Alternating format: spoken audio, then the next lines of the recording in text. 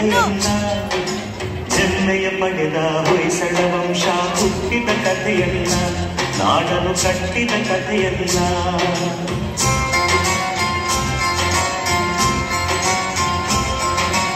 ಒಂದಾನೊಂದು ಕಾಲದಲ್ಲಿ ಮಲೆನಾಡಿನ ಮಡಿಲಿನಲ್ಲಿ ಅಂಗಡಿ ಊರಿತ್ತು, ಊರಿಗೆ ಚೆಲುವಿನ ಕಡೆಯಿತ್ತು.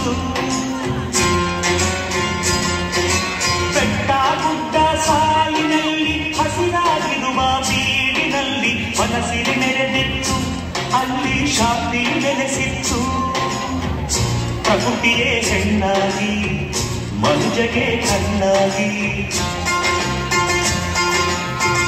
ಧರ್ಮವೇ ಮನೆಯಾಗಿ ಮೌನವೇ ಮಾತಾಗಿ, ಅಕ್ಕರೆ ತುಂಬಿದ ಅಂಗಡಿ ಗ್ರಾಮದಿ ಆಶ್ರಮ ಹೊಂದಿತ್ತು, ಅದರೊಡು ಗುರುಕುಲ ನಡೆದಿತ್ತು.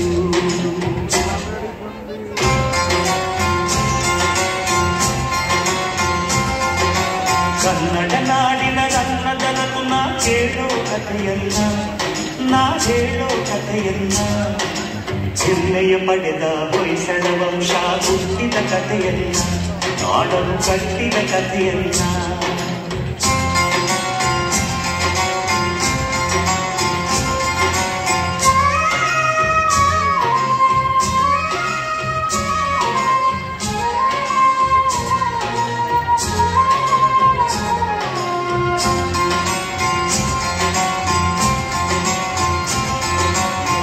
ವೃಕ್ಷರಾಶಿ ನೆರಳಿನಲ್ಲಿ ಸುದತ್ತಾಚಾರ್ಯರ ಸನ್ನಿಧಿಯಲ್ಲಿ ಪ್ರವಚನ ಸಾಗಿತ್ತು, ಧರ್ಮದ ಪ್ರವಚನ ಸಾಗಿತ್ತು. ವಾಸಂತಿಕೆಯ ದೇಗುಲದಲ್ಲಿ ಶ್ರದ್ಧೆ ಭಕ್ತಿ ಸಂಗಮದಲ್ಲಿ ಪೂಜೆ ನಡೆದಿತ್ತು, ಸರಳ ಪೂಜೆ ನಡೆದಿತ್ತು.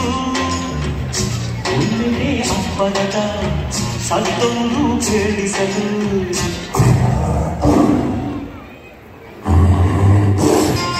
ಅಲ್ಲಿದ್ದ ಜನರೆಲ್ಲ ಅಲ್ಲೋಲ ಕಲ್ಲೋಲ, ಹೊಂಬಿಸಿಲೇರುವ ಸುಂದರ ಸಮಯದಲ್ಲಿ ಬಂದಿತು ಪುಲಿಯೊಂದು, ಕಚ್ಚಿಸಿ ಮುಳುಗಿತು ಪುಲಿಯೊಂದು.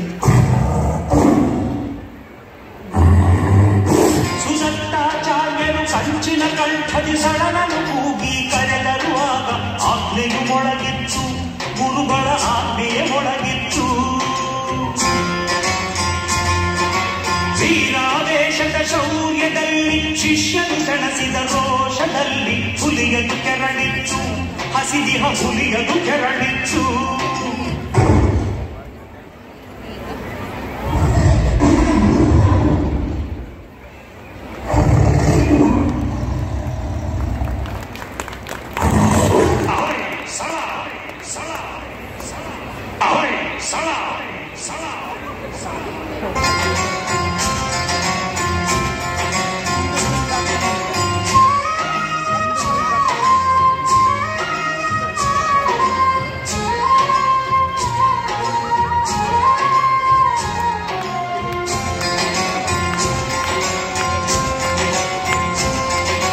ಹುಲಿಯನು ಕೊಂದ ವೀರನನ್ನು ಗುರುಗಳು ಆಗ ಹರಸಿರಲು, ಕಟ್ಟಿದ ಸಲನು ರಾಜ್ಯವನ್ನು ಅನುಪಮ ಹೊಯ್ಸಳ ರಾಜ್ಯವನ್ನು.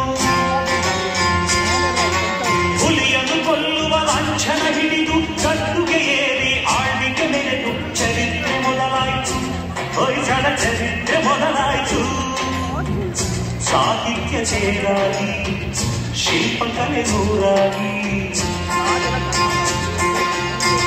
ಸಂಗೀತ ಪನಲಾಗಿ ಸಂಸ್ಕೃತಿ ತೌರಾಗಿ, ವೈಭವ ಸಾರುವ ಹೊಯ್ಸಳ ವಂಶ ನಾಡನು ಬೆಳಗಿತ್ತು, ಕನ್ನಡ ನಾಡನು ಬೆಳಗಿತ್ತು.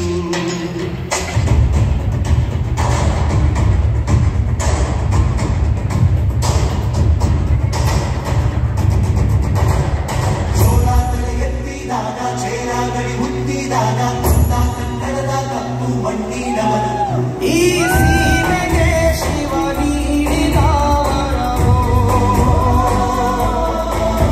ಈ ಊರಿಗೆ ಬಾಲದ ಮರವೋ,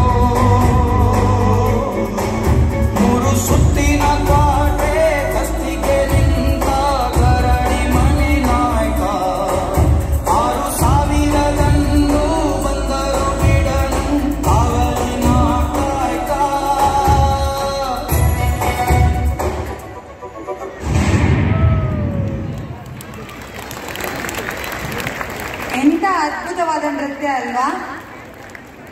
ನಮ್ಮ ಇತಿಹಾಸ ಪರಂಪರೆಯನ್ನ ನಮ್ಮ ಮುಂದಿನ ಪೀಳಿಗೆ